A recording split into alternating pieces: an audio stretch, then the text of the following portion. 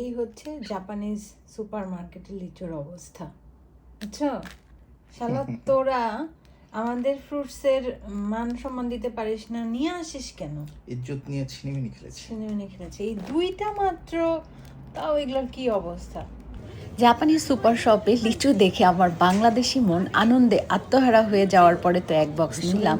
সাথে দামটাও একটু আপনাদের দেখাতে চাই যে 100 গ্রাম লিচু 5-6টা ছিল পার বক্সে, আর দাম 350 থেকে 400 ইয়েনের মধ্যে।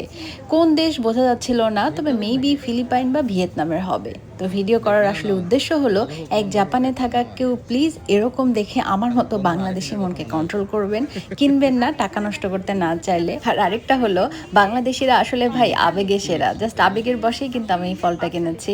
দেশি ফলের স্বাদ তো আমরা জাপানে এত বছর থাকার পরে বলতে গেলে ভুলেই গেছি, আর তাই আমাদের ফলের রাজা আম লিচু এগুলো দেখলে না আসলে নিজেকে কন্ট্রোল করা যায় না।